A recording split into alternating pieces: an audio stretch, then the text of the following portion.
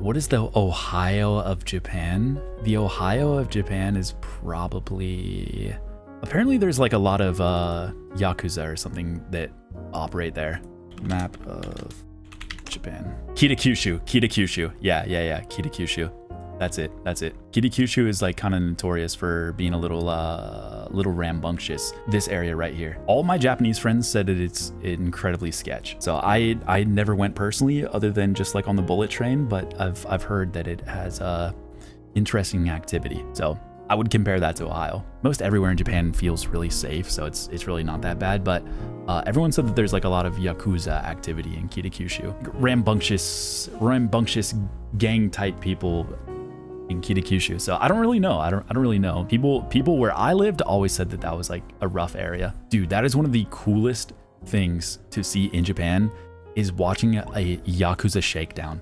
I don't know if it was Yakuza that I saw, but I have seen a shakedown happen IRL, and it was so fucking cool, dude. It was basically this guy who got caught shoplifting from maybe a store that was like protected. I feel like I've maybe told this story before, but it was this guy who was like running out of this store, this Japanese guy, and there was like an older guy chasing after him, and then out of nowhere was this like chubby dude in like a fully wool knit turtleneck with like some girl like that's all dolled up in like a Mercedes Benz just stop in front of this guy. The guy gets out and he's like in like nice dress pants and the wool turtleneck and the nice shoes, everything. He had like oh god, I don't know if I'll be able to find this haircut, but almost kind of like the berries and cream guy haircut, but it was like dyed kind of like blondes, and he was like chubby.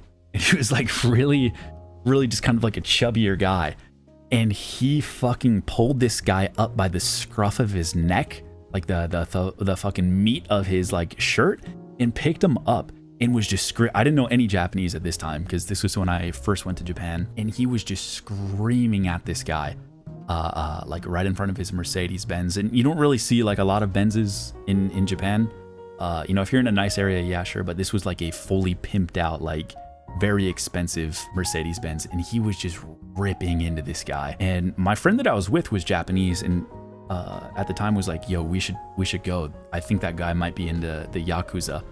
And I was like, dude, you can't just say that. Like, bro, I gotta see this. I gotta see how this fucking ends, man. Like, this is amazing.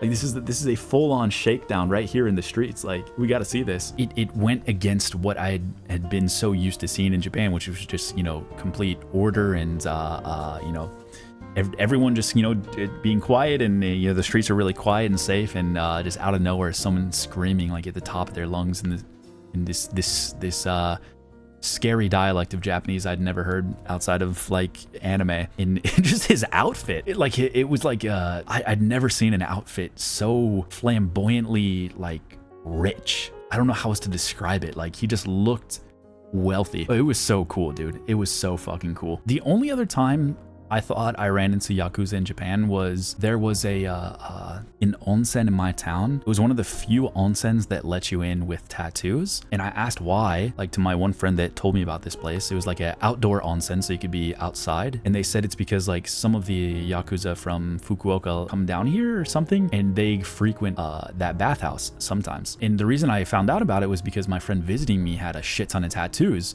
Like, fuck, where can we go? And they told me about this place. So I went one time by myself, and there was 3 Japanese dudes in the hot spring, decked out head to toe in tattoos, like the full-on dragon tattoo all over their back, everything. And I walked in and they just went completely silent, and I was just like, hey guys.